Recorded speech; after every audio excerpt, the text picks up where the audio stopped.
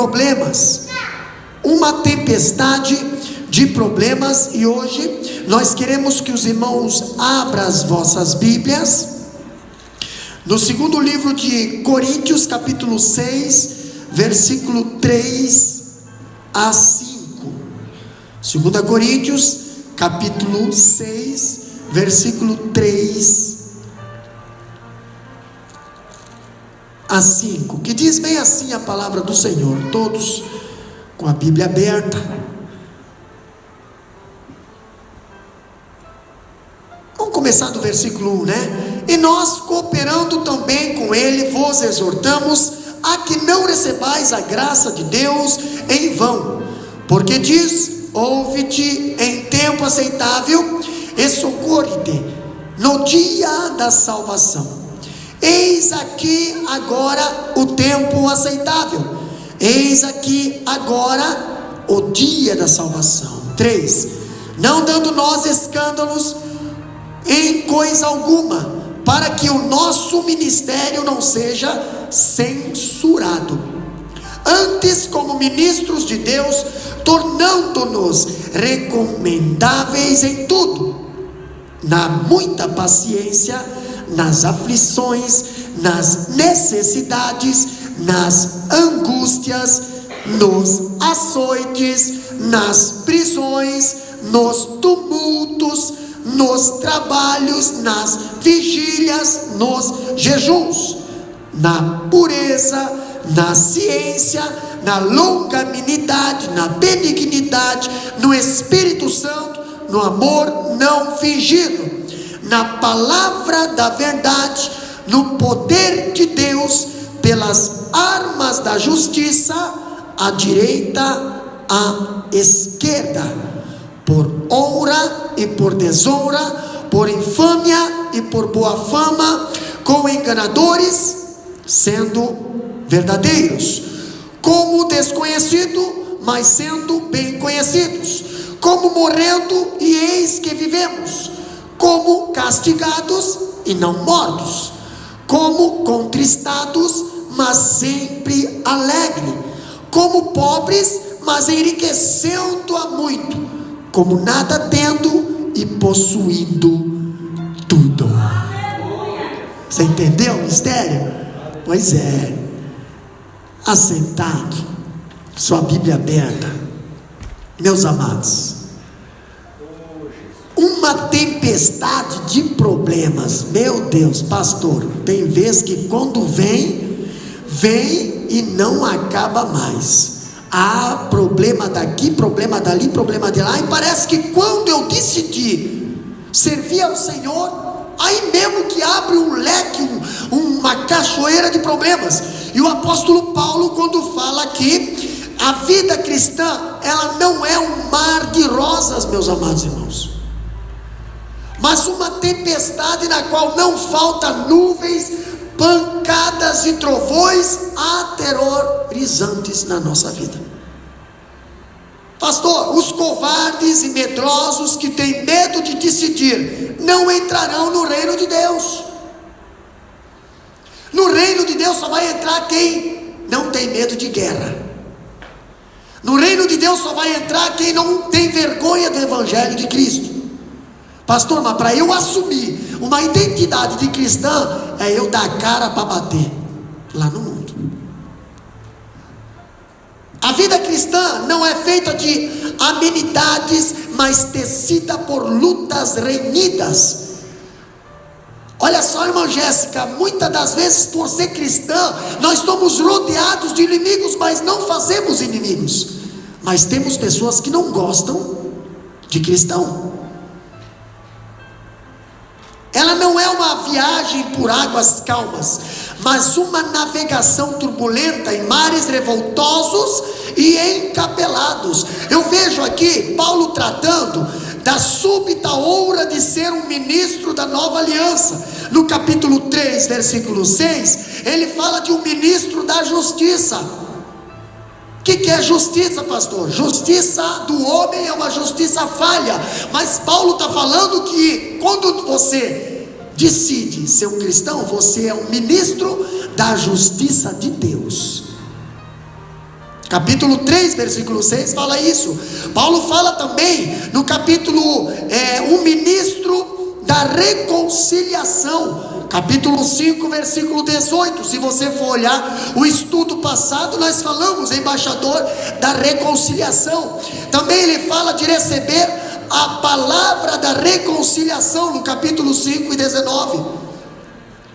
Ele fala também de ser um embaixador de Deus no capítulo 5 e 20. Nós já falamos esses estudos aí. Agora, por esse motivo, ele buscava viver de forma irrepreensível, a fim de que o ministério não fosse censurado. Pastor, nós vivendo de forma irrepreensível, o que é viver de forma irrepreensível? É não ter o mundo nos acusando de coisa errada. Para não ser censurado. O que é censura?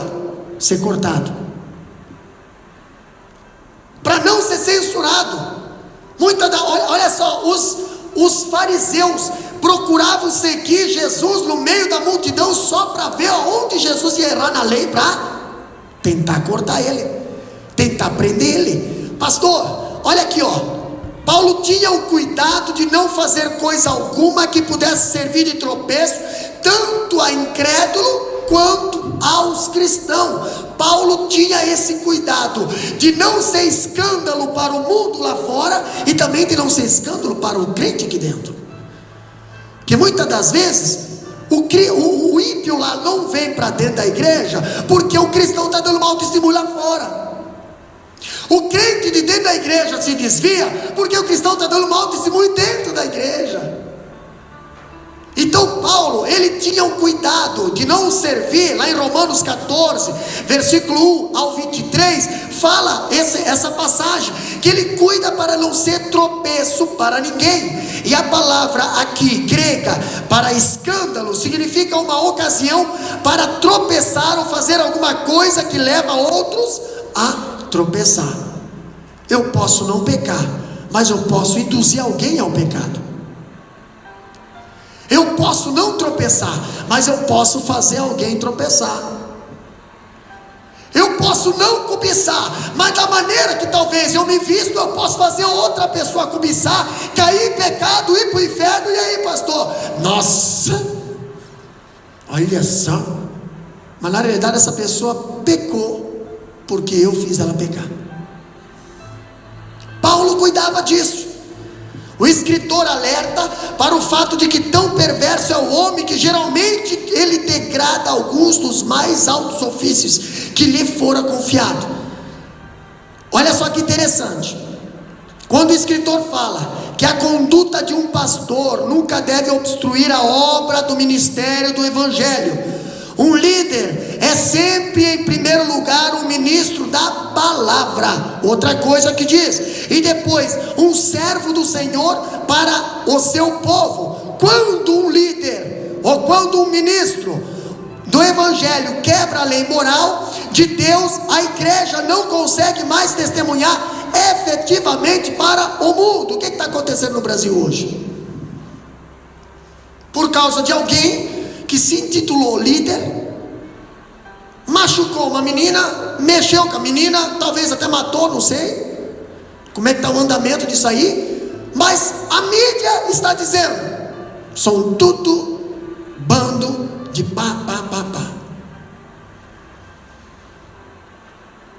E nesse bando entra eu e você, porque eles não querem saber, eles não sabem olhar, eles não conhecem, mas eles generalizam todos. Quando alguém rouba, é tudo um bando de ladrão. Quando alguém estrupa, é tudo um bando de estrupador. Pois é. Falta o quê? Visão, que nós aprendemos ontem na aula. Mas olha só, quando um líder do evangelho quebra a lei, olha aqui, a igreja se torna objeto de riso, pois a poluição do pecado mostra a contradição entre os atos e palavras. Irmãos, nós temos que cuidar, quando a gente leva a palavra, nós temos que viver a palavra, senão a igreja se torna um objeto de riso para o mundo. A igreja lá fora, o mundo vai dizer assim: ah, mas como é que vocês falam se vocês não vivem? Como é que vocês dizem se vocês não são? Como é que vocês querem se lá está a mesma coisa que aqui? Não tem diferença. Paulo tinha cuidado, para quê? Para não ser objeto de tropeço para... Olha só que interessante, Paulo não se recomendava à igreja como falsos obreiros, buscando a glória humana, está lá no capítulo 5, versículo 12, mas recomendava-se como ministro de Deus nas variegadas provas da vida cristã. E olha só que interessante, o escritor diz que a recomendação a que Paulo se refere está no capítulo 5, e é a que é feita com palavras, uma autorrecomendação presunçosa que objetiva apenas impressionar os outros. Aqui no capítulo 6 é uma recomendação de feita e atitude que falam por si mesmo, tá? Certamente diz que um leitor desatento pensará que Paulo relata, o relato de Paulo, versículo 4 a 10, é uma coletânea de experiências sem qualquer conexão. Contudo, uma observação mais detalhada nos textos provará que Paulo faz com cuidadosa lógica arranjo de 27 categorias, dividido em 3 grupos de 9. Nós lemos aqui, nos versículos 4 a 5, nós vemos: seus pensamentos estão sobre suas provações. Nós estamos falando do capítulo 6, tá? Versículo 4 e 5, ali Paulo fala dos seus pensamentos. Nos versículos 6 e 7, sobre a divina provisão. Tem 3 grupos de 9 características ali. O primeiro grupo fala de pensamentos, coisas internas, coisas da mente. Segundo grupo, no capítulo 5, capítulo 6, versículos 6 e 7, fala sobre a provisão divina. Agora nos versículos 8 a 10, sobre a vitória sobre as circunstâncias adversas. Pastor, vai dar para falar de tudo isso aí? Não sei. Mas o apóstolo começa esse catálogo de provas com uma das virtudes mais robustas da vida cristã. Qual é? Paciência.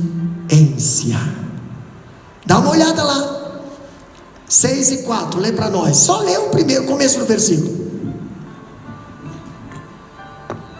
Antes, como ministro de Deus, tornando-nos recomendáveis em tudo, dá muita paciência.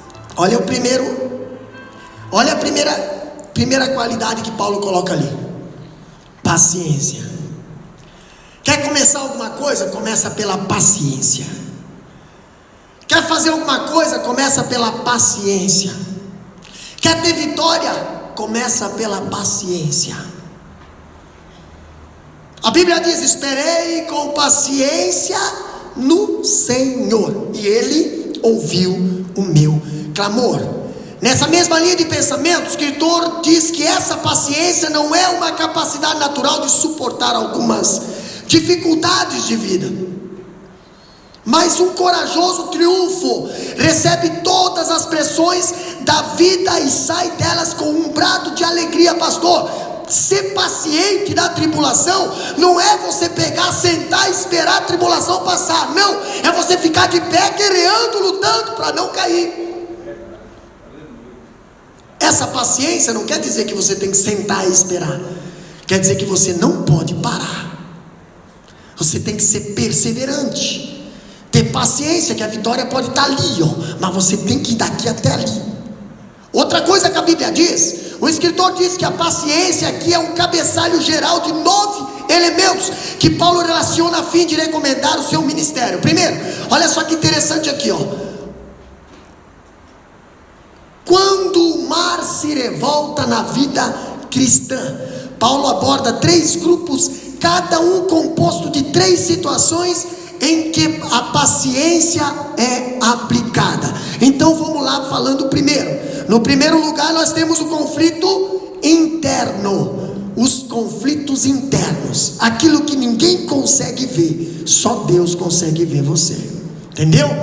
Olha aqui, deixa eu só voltar um pouquinho. reviravolta na vida cristã, nós vemos 3 grupos compostos, entendeu? Na situação em que a paciência é aplicada. Então, primeiro, nós vamos ver os conflitos internos na vida cristã. Capítulo 6, versículo 4, o apóstolo Paulo menciona 3 conflitos internos, que a paciência triunfadora nos capacita a vencer. Primeiro, esse primeiro grupo expressa termos genéricos a que todos os cristãos estão sujeitos. Primeira palavra vem qual, pastor? Aflições. Aflição é algo interno. Capítulo 6, versículo 4. A palavra grega que Paulo usa é triplis, que significa pressão física, aflição ou tribulação. Representam aquela situação que são cargas para o coração humano, aquelas desilusões que podem destroçar uma vida. Pastor, você sabe que muitos ricos, podres de ricos, pessoas que têm bons carros, pessoas que têm bons colchões, boas cobertas, bons ar-condicionados, não suportam a pressão de uma aflição, se não tiver Jesus. Você pode ver, uma pessoa se enforcou, nossa, mas o que deu? Uma família linda, saúde, dinheiro, meu Deus, tinha tudo, iate, jet ski, carro, e dinheiro, e sei lá, meu Deus, só vivia fazendo festa, mas vivia uma vida aflita. Quando Paulo fala de aflições, ele diz que nós temos que ter paciência para suportar as aflições da vida. Outra coisa que Paulo também fala é que os conflitos internos da vida de uma pessoa, falado por Paulo passou por isso. Fala as privações, capítulo 6, versículo 4, diz, a palavra grega significa literalmente a necessidade da vida. Quando você é privado de algo, quando você desejaria fazer e não pode fazer, você é privado. Fritz, aqui o escritor diz que essa palavra é usada no sentido de sofrimento, muito possivelmente de torturas, tá? São aquelas cargas inevitáveis da vida que retratam necessidades materiais, emocionais e até físicas. Como eu queria, como eu poderia, como seria mais fácil, mas a Bíblia diz que nós passaríamos por privações também. Tem muita coisa que nós desejaria fazer, mas não podemos fazer. Tem muita coisa que o mundo faz e nós não podemos fazer. Pastor, somos privados por amor a Cristo. Passamos por privações por amor a Cristo. Paulo também fala de outro conflito interno. Aqui nesses 3 grupos aqui é chamado angústia. Olha só, a palavra grega que Paulo utiliza significa um lugar muito apertado. Eu estou angustiado. O que é angustiado? O que é angustiado? Essa palavra era usada para descrever a condição de um exército encurralado num desfiladeiro estreito e rochoso, sem lugar para escapar. Se lembra do Salmo 23? Que diz, ainda que eu andasse pelo vale da sombra da morte. O que é um vale? Um vale é uma grota de montanha, onde você é obrigado a passar por ali por baixo. Não tem para onde você escapar, o inimigo está lá na frente. Você está passando por angústia, não tem para onde escapar, você é obrigado a passar. Jesus passou 40 dias e 40 noites no deserto, passou por uma angústia, não tinha para onde ele escapar, ele teve que passar. Ainda chegou no final, Satanás veio lá e tentou ele ainda. Olha, tu pode sair dessa angústia, tu pode transformar essas pedras em pão, você não precisa ser aí o missionáriozinho pobre, não. Tá vendo? Vou te levar lá em cima da montanha. Tudo isso te darei, se prostrar e me adorares. Jesus não tinha para onde escapar. Mas a Bíblia diz, o salmista diz, na minha angústia, clamei ao Senhor. Sabe o que Jesus respondeu para Satanás? Satanás, não tentará o Senhor teu Deus, somente a Ele adorará. Na minha angústia, clame ao Senhor. Está passando por momentos de aperto, está passando por angústia, está passando, clame ao Senhor. Há momentos na vida cristã que nós sentimos entrincheirados, cercados por todos os lados, e nesses momentos precisamos da paciência triunfadora para aguardarmos o livramento de Deus. O cristão, ele tem livramento, o ímpio não. O cristão, na hora que está lá na cova dos leões, se Deus não tira ele de lá, Deus fecha a boca do leão. Mas ele tem livramento. O cristão, ele é assim: se ele está lá dentro da fornalha, se Deus não tira ele de dentro da fornalha, Deus salva ele dentro da fornalha. O cristão é assim. Por isso que o cristão não pode ter medo de angústia. O cristão passa por angústia, mas não pode ser covarde por causa da angústia. Se tem Deus no coração, tu pode ter certeza: se o gigante está na tua frente, ele cai. Se o mar está fechado, ele abre. Se Jericó tem muralha grande, ele derruba. Não tem angústia que Deus não tira. Pastor, outra coisa agora. Nós vamos falar do segundo grupo. O grupo das tribulações externas da vida cristã. Nós falamos das tribulações internas. Tribulações internas são aflições, privações e angústia. Agora eu vou falar das tribulações externas, que são para o lado de fora. Olha aqui, nesse segundo grupo, mais uma vez o apóstolo Paulo menciona 3 circunstâncias difíceis que ele enfrentou como ministro da nova aliança. O segundo grupo apresenta exemplos particulares. Primeiro, olha aqui, açoites. Açoite. Sabe o que é açoite? Sabe o que é açoite? Aqui eu peguei ali um menino, um outro batendo lá, mas você sabe o que é açoite? Açoite só dói em quem está levando, né? Açoite só dá em quem está levando. No capítulo 6, versículo 5, a Bíblia diz: o sofrimento de Paulo não era apenas espiritual, aqui era na carne também, era físico. Paulo foi açoitado várias vezes, fustigado com vara e até apedrejar. Irmãos, misericórdia, cadê um pedaço de pau aqui? Não tem nem vara e nem pau. Eu queria dar um exemplo aqui, pegar alguém aqui para bater assim com a chicote e com o pau, mas não tem. Graças a Deus, livramento, hein? Na hora Deus acabou escondendo tudo, mas eu queria fazer. É exatamente porque os cristãos primitivos enfrentavam as fogueiras, as feras e toda sorte de castigo físico que hoje recebemos legado do cristianismo. Pastor, hoje nós estamos sentados aqui nos banquinhos com almofada, né? Temos um som bonito, né? Tem pessoas que vêm visitar nós lá do Brasil, né? Bênção de Deus, porta aberta, bênção, podemos cantar, glorificar a Deus. Mas na época do apóstolo Paulo não era assim. Na época do apóstolo Paulo chegavam os soldados dentro da sinagoga, pegava e levava lá para fora, e chicote, sarafo e pedra, só porque estava fazendo bem. Pastor, mas nós não passamos por isso? Passamos, meus irmãos, mas hoje o chicote, o sarafo e a pedra é diferente. Tiago 5, esse final de semana alguém leu, não sei quem foi que leu, mas Tiago 5 fala, Tiago, o livro de Tiago, não sei se é o capítulo 5, é 5? 3, fala que um dos chicotes do ser humano não é a língua mesmo, é a língua, é ou não é, irmã Neuza? É, né? A língua, meu Deus, pensa no chicote, pensa nas pedradas. O próprio Paulo dá seu testemunho. Lê para nós, capítulo 11, versículo 24 e 25 de 2 Coríntios. O que diz lá? Capítulo 11, 24 e 25. Bem alto, bem alto. Recebi dos judeus 5 quarentenas de açoite. 5 quarentenas de açoite, isso dá quanto? 5 vezes 4? 20. 5 vezes 4? 200.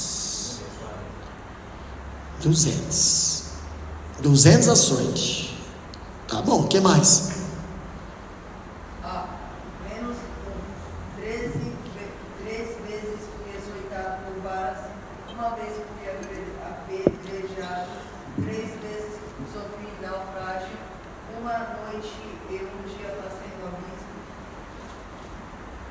Está vendo? Esses açoites lhes deixaram cicatrizes pelo que escreveu. Gálatas 6:17. Leia lá para nós. Gálatas 6:17. Aí depois a gente vai parar um pouco de reclamar das sequelas que a obra missionária deixa na nossa vida. Gálatas 6:17. Desde agora ninguém me inquiete, porque trago no meu corpo as marcas do Senhor Jesus. Irmão, você sabe o que Paulo está querendo dizer aí? Paulo está querendo dizer, aquele versículo, irmã Jéssica, bem assim, ó: quem me separará do amor de Cristo? A morte, a aflição, a doença? Não, nada vai me separar do amor de Cristo. Por que você tem tanta convicção? Paulo diz aqui, ó: porque eu trago no meu corpo marcas por amor a Cristo. Ele podia chegar em qualquer culto e dizer aqui: irmão, tá vendo isso aqui, ó? Tá vendo isso aqui, ó? Tá vendo esses chicotes aqui, ó? Essa cicatriz foi porque eu ganhei uma alma lá em Efésio. Tá vendo essa marca aqui, ó? Foi porque eu ganhei uma alma lá em Coríntios. Eu trago marcas por amor a Cristo. Entendeu? Não tenho vergonha de mostrar que eu estou todo marcado por causa das almas. Hoje tem pessoas que não se marcam, tem pessoas que não têm nenhuma marca, não podem testemunhar nada, não sofrem nada, e quando vê a obra missionária, eles até correm. Por quê? Meu Deus, é muito claro que é, irmão, a obra é assim. Mas se você tem cicatriz, tu pode levantar a mão para o céu e dizer que nem Jesus. Está vendo esse furo? Está vendo o furo aqui? Foi pela tua família. Está vendo essa marca aqui? Foi pela tua família. Paulo estava seguindo o mesmo exemplo de Jesus. Eu trago marcas no corpo. Marcas no corpo, porque eu trago no corpo as marcas de quem, pastor? Não é marcas de droga, embora muitas das vezes o nosso passado nos deixa marca, mas a marca de Cristo é melhor na nossa vida. A marca de Cristo supera todas as marcas. Essa marca tu pode testemunhar. Temos vergonha de testemunhar das marcas do passado, mas a marca de Cristo não tenha vergonha, não. Pode testemunhar. Pastor, eu sou assim. Pode testemunhar. Pastor, pode testemunhar. É marca de Cristo. Essa marca vai estar na tua coroa lá no céu, vai estar no teu galardão lá no céu. Vale a pena. Outra coisa que a Bíblia diz, também nós vemos aqui, Paulo, tribulações externas. Outra coisa que Paulo fala também no capítulo 6, versículo 5, prisões. Paulo foi preso várias vezes. O livro de Atos registra sua prisão em Filipe, Jerusalém, Cesareia, Roma. Paulo passou por vários anos do seu ministério na cadeia. Irmão, você sabe o que você é? Ser chamado por Cristo para fazer a obra missionária e muitos anos passar na cadeia. Pastor, mas eu era para ser livre, para fazer a obra missionária. Filho, se Deus te permitiu entrar na cadeia, continue fazendo a obra missionária na cadeia. Paulo não pensava só porque estava preso lá dentro. Paulo e Silas presos lá dentro. Vou ficar aqui até Deus abrir as portas, porque assim não dá para fazer nada. Não posso fazer nada. Vai fazer missão? Não, estou doente, não dá para fazer. Tá, mas e quando você ficar melhor? Aí eu estou melhor, aí não dá para fazer também. Não dá para fazer. Paulo não. Paulo, ele mesmo, pastor, aqui a Bíblia diz que Paulo passou muito tempo na cadeia, preso, mas ele lá preso, ele não deixava de fazer a obra do Senhor. A Bíblia diz que ele evangelizou toda a guarda pretoriana. O que é guarda pretoriana? Seria a guarda nacional hoje, seria o exército lá da capital. Eles fazem turno, todo dia ficava um guarda novo lá na porta da prisão, entendeu? E Paulo lá dentro da prisão. E aí, guarda, tudo bom? Você está feliz hoje? Está um dia bom para ti hoje? Rapaz, você sabia que Jesus te ama? Dá a mão aqui, rapaz. Isso, meu nome é Paulo, né? Por que eu estou preso? Rapaz, eu estou preso porque eu libertei ali, no amor de Cristo, eu libertei uma pessoa que estava possessa lá. Mas eu estou aqui porque Deus quer que eu esteja aqui. Talvez é para falar contigo mesmo. Jesus te ama, viu? Você é muito precioso para o Senhor. Paulo dentro da cadeia, não perdia tempo.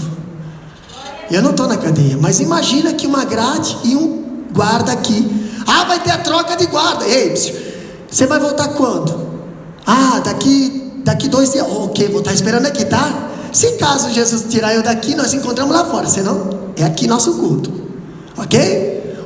Tudo bom? Como é que é o teu nome? Você é o guarda novo? Nunca tinha te visto aqui. Prazer, meu nome é Paulo. E aí, tudo bem? Você sabia que Jesus te ama? Rapaz, você tem família? Jesus ama a tua família também. Glória a Deus. Paulo não perdia tempo. Ah, pastor, um dia, essa história você conhece, nós até cantamos. Paulo e Silas estavam lá na última prisão. Já estava tão acostumado a ficar dentro da cadeia que já fazia culto lá dentro, né? Já fazia culto lá dentro. Estavam todos arrebentados, mas estavam lá.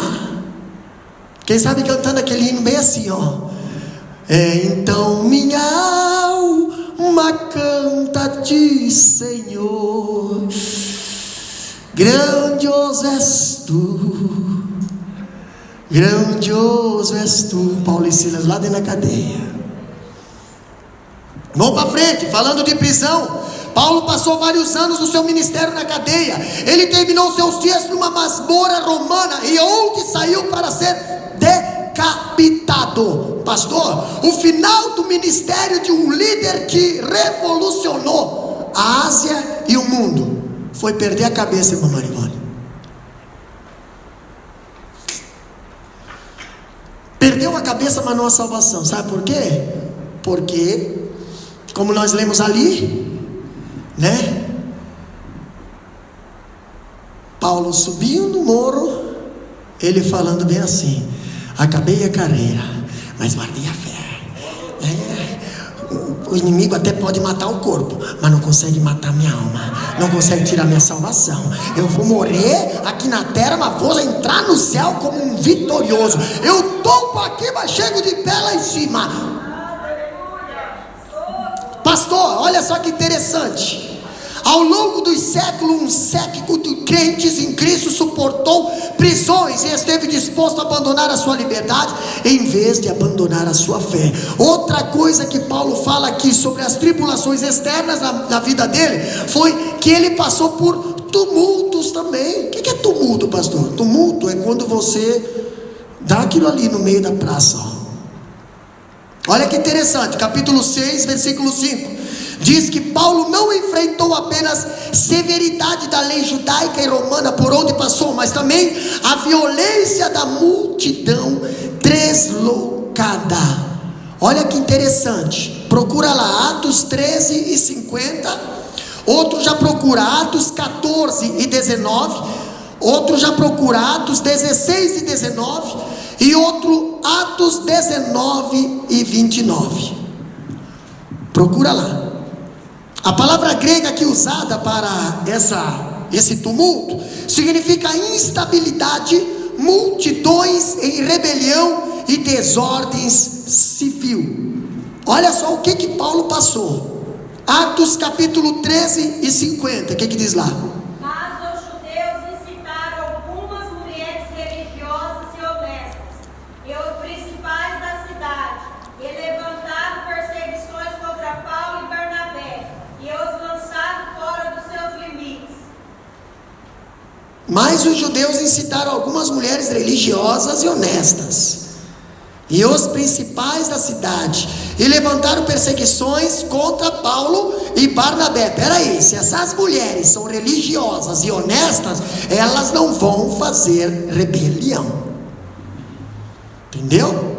Tem muita gente que diz que tem religiosidade e honestidade, mas em matéria de comunhão só faz desunião. Pastor, esses judeus queriam prejudicar Paulo. Eles foram nas pessoas certas, aquelas pessoas que só tinham aparência de santidade. Incitaram. Pastores, eram pessoas de presença, então todo mundo acreditava no que eles falavam. O que aconteceu? Incitaram rebelião, perseguição contra Paulo e Barnabé, e lançaram fora dos limites. O que é isso? Lançaram fora da cidade. que diz lá outro versículo? O 14, 19. Capítulo 14, 19 de Atos. Sobrevieram, porém, os judeus de Antioquia e de Icônio, que, tendo convencido a multidão, apedrejaram a Paulo e o arrastaram para fora da cidade. Sobrevieram, porém, uns judeus, tá?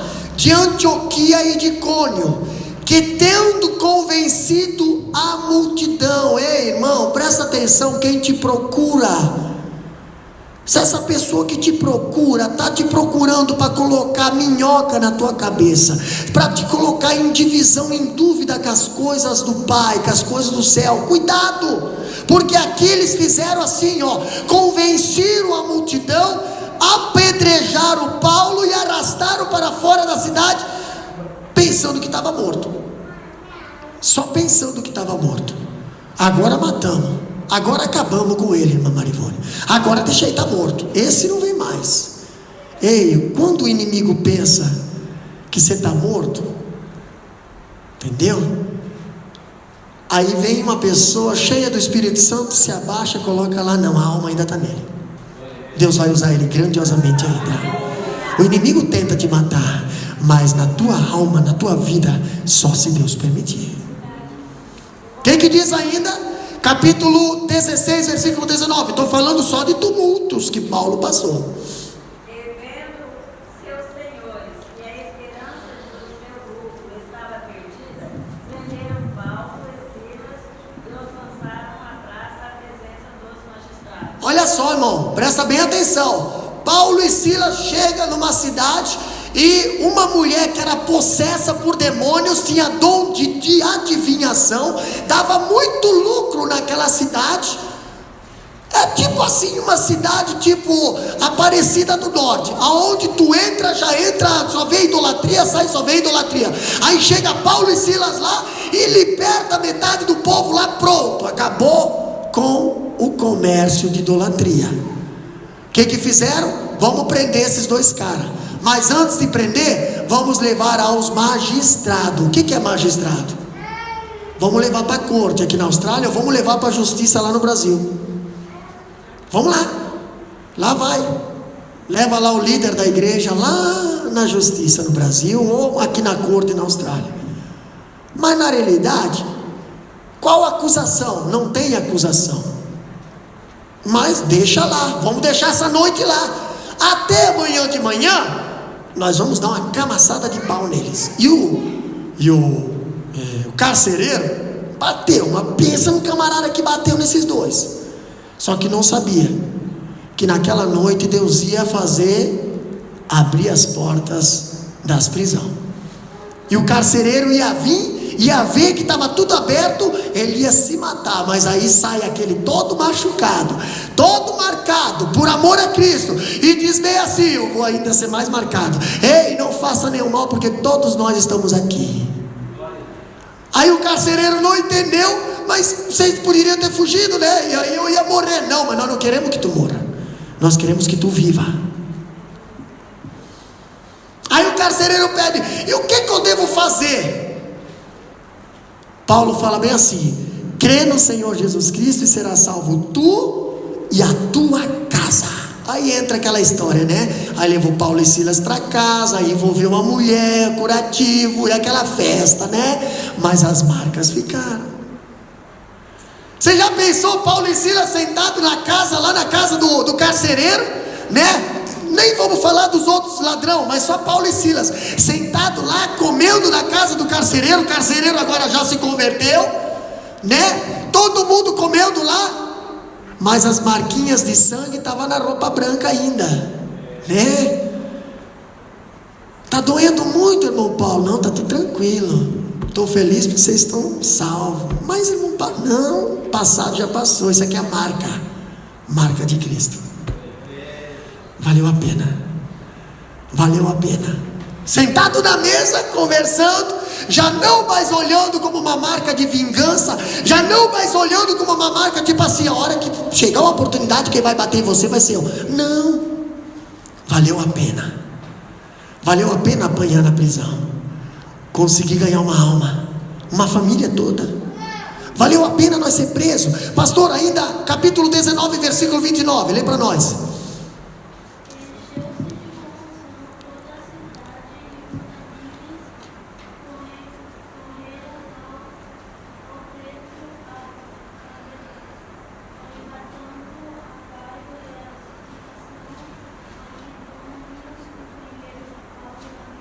Olha só que interessante.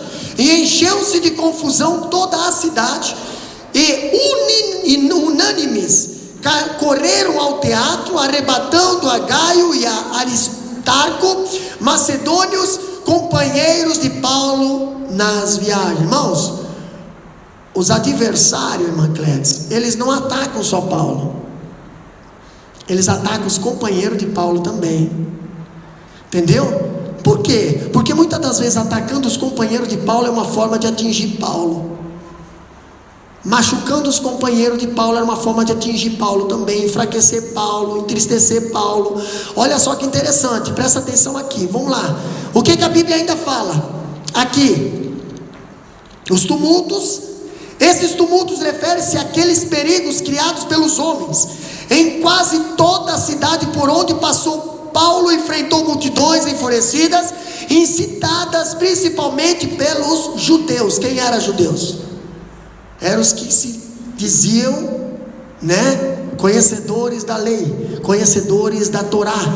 Quem eram os judeus? Olha só que interessante. Em Antioquia da Psídia, os judeus incitaram as mulheres da alta posição, e os principais da cidade a expulsar Paulo de seu território. Está lá em Atos 13, 49 a 52. Agora em Icônio houve um complô para apedrejar Paulo, e ele precisou sair da cidade. Atos capítulo 14, 5 a 6. Paulo precisou sair da cidade por causa de um complô que fizeram contra ele. Teve que sair. Em Listra, uma ensandecida multidão apedrejou Paulo. 14, 19, nós já lemos. Em Filipe, uma multidão alvoroçada prendeu Paulo e Silas, açoitando-os, lançaram na prisão. Atos 16, 22 e 23. Em Tessalônica, uma turba procurando Paulo alvoroçou a cidade e arremeteu-se contra Jason e sua casa. Está lá em Atos 17, 5. Em Éfeso houve uma grande tumulto, e os amigos de viagem de Paulo foram presos. Nós lemos agora, Atos 19, 23 a 40. Mesmo durante o ministério de Paulo em Corinto, ele também foi preso. Procuraram levá-lo diante do governador. Atos 18, 12 a 17. Ainda nós vemos que o escritor diz que o pior caso de agitação civil ocorreu em Jerusalém. O que aconteceu em Jerusalém? Ali o povo amotinado procurou matar Paulo. Abre lá, Atos 21, 30 a 32. Atos 21, 30 a 32. Essa dali foi o cúmulo. Porque você ser apedrejado é uma coisa, você ser preso é outra coisa. Agora tentar te matar é muito sério. O que diz lá? Atos 21, 30 a 32.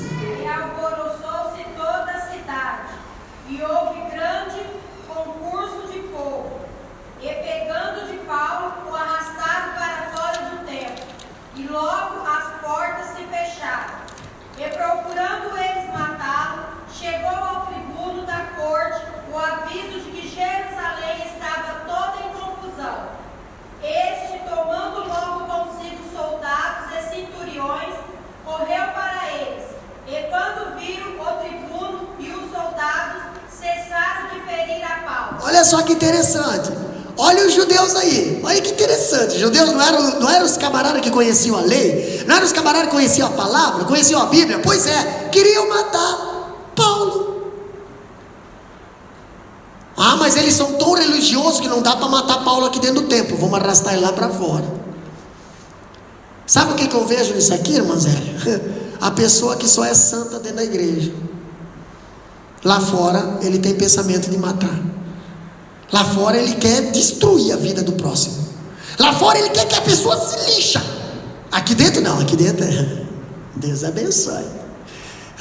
Deus abençoe. Mas lá fora, meu filho, se tem oportunidade de pisar no coitado, ele pisa. Olha o que os judeus estavam fazendo. Judeus pegaram Paulo de dentro do templo. Aqui não dá para matar, porque aqui é lugar sagrado, então vou levar lá para fora. Vou matar lá fora. E qual é a diferença? Você só é santo dentro do templo. Dentro do templo você não pode matar. Dentro do templo você não pode fazer mal.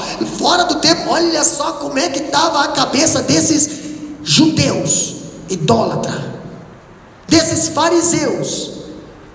E aí chegou a notícia lá no parlamento judaico, lá no Sinédrio. Está dando um tumulto lá na cidade. No meio da cidade está dando um tumulto. O que está acontecendo? Tem um camarada no meio lá que eles estão chutando, estão dando pedrada e vão matar o coitado. Saiu os líderes do Sinédrio, já pegou um centurião, um soldado, e já foram lá. E quando chegaram lá, o pessoal já correu.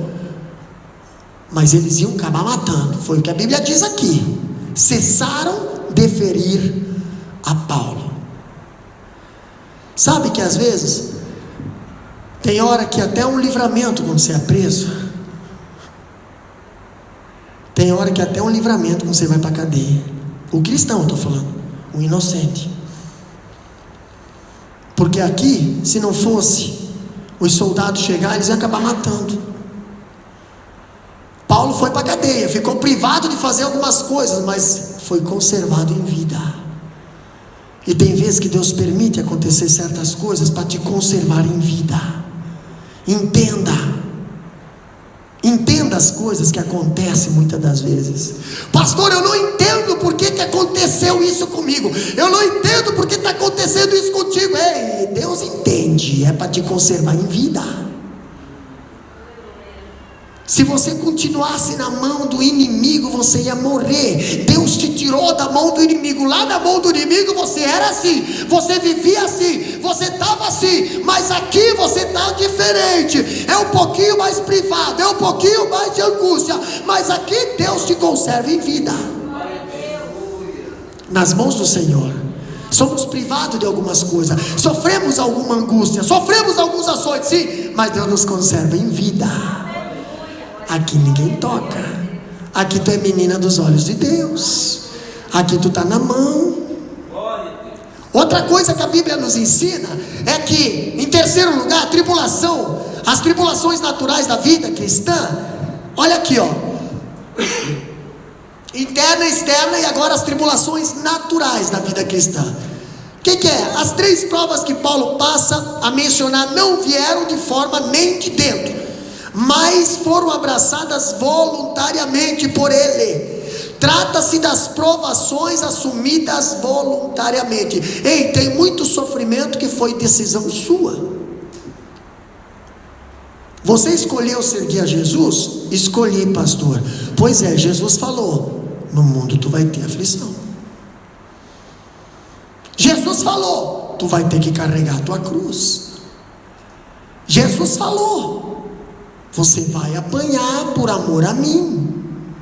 Entendeu? Jesus te avisou. Então tem muitas tribulações naturais na vida do cristão que você assume voluntariamente. Ninguém é obrigado a ser crente. Agora, se você decidiu servir ao Senhor, primeiro, o caminho é estreito, o caminho é Cristo, o caminho é reto, e não pode ter desvio, nem para a direita nem para a esquerda, e é o caminho dele. Olha só que interessante. O primeiro é os trabalhos. Olha só, 2 Coríntios capítulo 6, versículo 5, a parte B. A palavra grega aqui é usada por Paulo, é muito sugestiva, pois descreve o trabalho que leva ao esgotamento, um tipo de tarefa que exige todas as forças do corpo, a mente e o espírito do homem pode dar. O escritor diz que essa palavra implica em trabalhar até afadigar-se, o cansaço que segue após o uso das forças, o máximo. Paulo chega a declarar que trabalhou mais do que todos os outros apóstolos. Ele falou isso? 1 Coríntios 15, 10. Lê lá para nós. Mas qual foi a diferença do apostolado de Paulo e o apostolado dos discípulos de Jesus? A diferença é que os discípulos de Jesus estavam com Jesus pessoalmente. Tudo dava certo. Entendeu? Se levantava a tempestade, não tem problema, o mestre está aqui conosco, ele vai acalmar. Paulo não. Paulo precisava acreditar que o mestre estava com ele.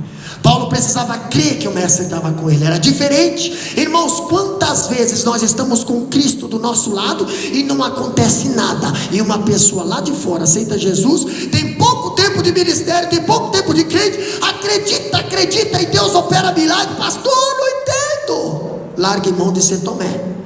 Você só quer ficar botando o dedo na mão de Cristo, você só acredita vendo. Está na hora de nós ser diferente. O que diz lá? 1 Coríntios capítulo 15, 10. Lê para nós. Mas pela graça de Deus sou o que sou, e a sua graça para comigo não foi vã. Antes trabalhei muito mais do que todos eles. Todavia não eu, mas a graça de Deus que está comigo. Olha só que interessante. Paulo diz que ele trabalhou muito mais do que os outros. Os outros trabalharam bem, só que ficaram em Jerusalém. Entendeu? Ficaram em Jerusalém. Paulo conseguiu alcançar toda a Ásia. Toda a Ásia. Aonde Paulo passava, abria uma igreja. Onde Paulo passava, abria uma igreja. Aonde Paulo passava, ele ensinava discípulos, deixava obreiros. Aonde Paulo passava, ele ia desbravando. Pastor do céu. E aí Paulo voltava para Jerusalém trazer as ofertas, e os discípulos ainda lá em Jerusalém. Paulo saía na segunda viagem, vai passando as viagens, vai passando as cidades. Paulo volta para Jerusalém, os discípulos ainda em Jerusalém. Será que Paulo não notou alguma coisa diferente? Deus permite muitas das vezes perseguição. Deus permite muitas das vezes paralisação. Para quê, pastor? Para o povo comer. Só foi nós falar ontem na aula. De noite já começou a aparecer vídeos de cultos evangelísticos. Olha só que interessante. Que benção. Precisa fazer greve, paralisação, faltar comida, faltar gasolina, para as igrejas saírem de dentro dos templos para fazer culto lá fora. Para começar a clamar: Deus salva o nosso Brasil, Deus salva nosso Brasil, cura a nossa terra. Por que não faz isso antes? Tem que esperar uma crise. Deus permite, para que o povo se volta para cima. O povo está muito ligado aqui embaixo. Vamos para frente. Outra coisa também nós temos: trabalhos e agora as vigílias. Também é outra aprovação que, olha aqui, capítulo 6, versículo 5. Algumas vezes Paulo passava noites em oração, e outras vezes não conseguia dormir, em virtude dos tumultos e perseguições quase sem trégua, que vinham a ele de todos os lados. Vigílias refere-se àquelas ocasiões em que Paulo voluntariamente ficava sem dormir, ou encurvava suas horas de sono a fim de devotar mais tempo ao seu trabalho evangélico. Pastor, estou fazendo uma vigília, estou virando a noite. Eu sei. Muitas pessoas não dormem hoje. Por quê, pastor? Porque tem que fazer as coisas da igreja. Muitas pessoas não dormem hoje. Por quê? Porque amanhã tem que levantar e viajar. Pastor, muitas pessoas não dormem hoje. Por quê? Porque passou a noite em oração. Pastor, vigílias. Algo voluntário na tua vida, que você decide fazer isso. Ninguém te obriga a você fazer. Mas o mundo não entende. O mundo não entende, porque muitas das vezes no outro dia tu está com os olhos inchados lá no serviço, né? Cortando muitas das vezes carne e dormindo. Talvez, não sei. Cada um é cada um. O mundo não entende, né? Poderia ir dormir cedo, 6 horas da tarde, 7 horas já está na cama, ok? Só tem uma vida fraca, irmã Marivone. Tem uma vida que qualquer coisinha quer chutar balde, qualquer coisinha já quer meter bomba lá no frigorífico, qualquer coisinha. Pois é uma vida sem sabedoria do céu. Pastor, nós chegamos em casa do trabalho, tomamos banho, nem se alimentamos direito, vamos para a igreja se alimentar da palavra. Isso já é uma vigília. Isso é algo voluntário que você está dando para Deus. Isso aqui é algo em você e Deus, não é você e o homem. Quando falamos de vigília, também entramos noutra coisa que Paulo falou sobre o jejum. Quantas vezes não dá para comer? Não deu para comer, não deu tempo de comer. Mas eu não vou abrir mão da obra, eu não vou abrir mão do meu Cristo. Tem jejum que você decide: não, eu amanhã não vou comer, amanhã eu não vou comer, 2 dias eu não vou comer, 3 dias, 10 dias, sei lá quanto, sei lá. Agora tem jejum que é algo de tanto que você ali é envolvido com a obra, não deu para comer. Pastor, isso conta como um jejum. Talvez você não percebe. Meu Deus, não deu nem para comer hoje. Foi tão apurado. Chegamos de Macaé, só deu tempo de tomar banho, já fomos para a igreja de novo, não deu tempo de comer. Chega depois do culto, vamos atender o povo, não deu tempo de comer. No outro dia vamos para a Biluía, não deu tempo de comer. Volta depois do culto, vai comer. Pastor, isso aí é sofrimento, sim, mas por amor a Cristo. Isso conta como um jejum. Capítulo 6, versículo 5, Paulo fala: os jejuns referidos por Paulo podem ser tanto voluntários como involuntários. A palavra grega jejum refere-se ao jejum voluntário a fim de poder realizar mais trabalhos. Pastor, se eu parar para comer agora, eu vou me atrasar com as coisas de Deus. Não, mas Deus é um Deus zeloso. Eu sou filho de Deus, também quero ser zeloso. Então eu vou sacrificar esse alimento para me dedicar mais a Deus. Jejum. E Deus vê tudo isso aí, irmã Jéssica. Deus está lá assim, ó, computando tudo. É tão lindo. Esses jejuns podem também referir-se àqueles momentos em que Paulo passou privações. E a Bíblia diz que Paulo chegou a passar até fome. Ah, é? Mas pastor, irmã, a Bíblia não diz que o justo não passa fome? Eu sei. Mas quando o mundo pensa que o justo está passando fome, o cristão já leva para o outro lado. Não, estou jejuando. E quanto mais a carne sofre, mais o espírito está forte. Quanto mais a carne sofre, mais o espírito está forte. Mais eu sou dependente. Lê lá para nós. 1 Coríntios 4:11 e outro Filipenses 4:12. 1 Coríntios 4:11. Logo após, o Shalom já se prepara para adorar. 1 Coríntios 4:11. O que diz lá? Até esta presente hora sofremos fome e sede, e estamos nus, e recebemos bofetadas, e não temos pousada certa. Olha só o que Paulo está dizendo aqui. Até essa presente hora, Paulo estava vivendo esse momento. Sofremos fome, sede e estamos nus. Pastor, Paulo estava pelado? Não, para o judeu isso aí é um ato de atentado ao pudor. Mas Paulo não estava com as suas roupas, ele estava com as suas roupas de baixo. Entendeu? E isso na cultura judaica, quando uma pessoa não está com as suas roupas normais, estão com as suas roupas de baixo, é considerado nu. Se lembra que Davi, só por causa que a arca veio de volta para Jerusalém, Davi entrou na cidade dançando, e a mulher dele olhou pela janela e viu: rapaz, que escândalo, você aí dançando nu, você dançando sem as suas roupas reais. Paulo estava nu porque tiraram a roupa dele. Jesus também estava nu porque tirava a roupa dele. Entendeu? Pastor, o que mais que aconteceu ali? Recebemos bofetadas e não temos pousada certa. O que é pousada certa, irmã Marivone? Paulo não tinha nem onde dormir. Tu chega na cidade de Roqueiro, tu vai ter que, meu Deus, qual é a casa que eu vou? Jesus querido, e o povo ali, vem na minha agora. Não, essa vez você vem na minha. Não, essa vez você vem na minha. Agora, lá no Paulo, tinha que ser na praça mesmo. Vamos dormir por aqui. Paulo está dizendo que não tinha onde dormir, não tinha nem pousada certa. Não sabia se na próxima viagem ele ia chegar lá e os irmãos iam receber ele ou não. O que diz Filipenses capítulo 4, versículo 12? Sei estar abatido e sei também ter abundância. Em toda maneira e em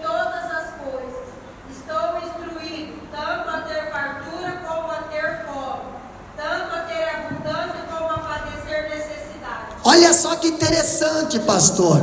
Quem instruiu Paulo? A obra instruiu Paulo. Paulo chega a falar bem assim: eu estou instruído tanto a ter fartura quanto a passar necessidade. Irmã, você sabe o que é isso?